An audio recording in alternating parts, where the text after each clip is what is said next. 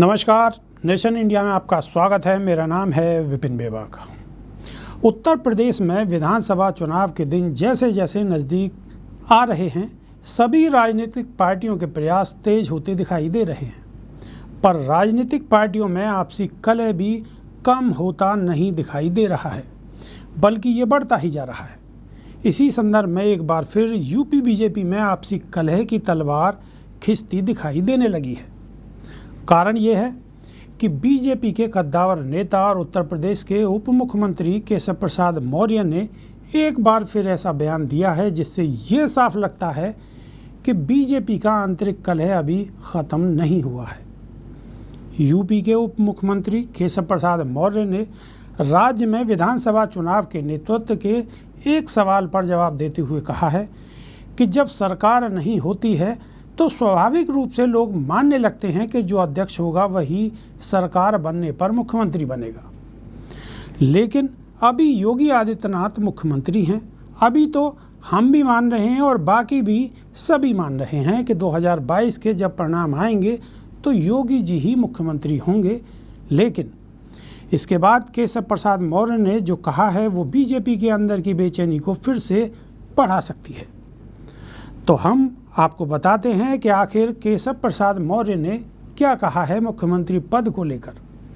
उन्होंने कहा है कि मेरे जरिए नहीं कहा जा सकता कि उत्तर प्रदेश का अगला मुख्यमंत्री कौन हो।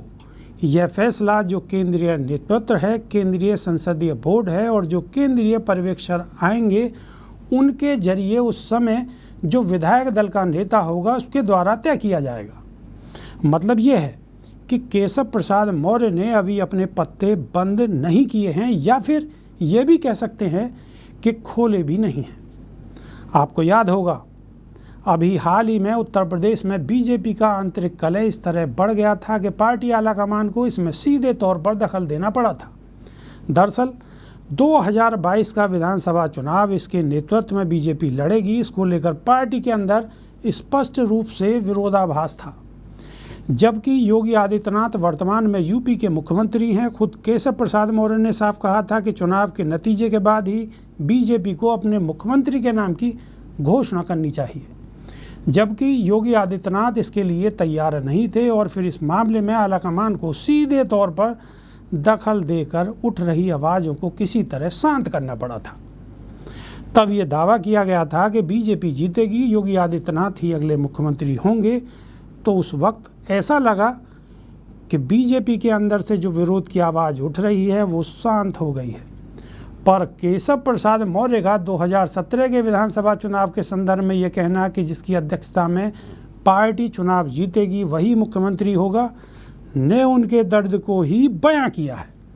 क्योंकि 2017 में यूपी में बीजेपी की जोरदार जीत के वक्त केशव प्रसाद मौर्य ही बीजेपी के प्रदेश अध्यक्ष थे। लेकिन मुख्यमंत्री की कुर्सी पर योगी आदित्यनाथ विराजमान हुए और साथ ही एक बार फिर से चुनाव नतीजों के बाद पार्टी के जीतने पर आलाकमान के जरिए मुख्यमंत्री का नाम तय किए जाने की बात करके केशव प्रसाद मौर्य ने बीजेपी के आंतरिक कलह को सतह पर ला दिया है। आगे देखिए होता है क्या। बहुत बहुत धन्यवाद। नमस्कार।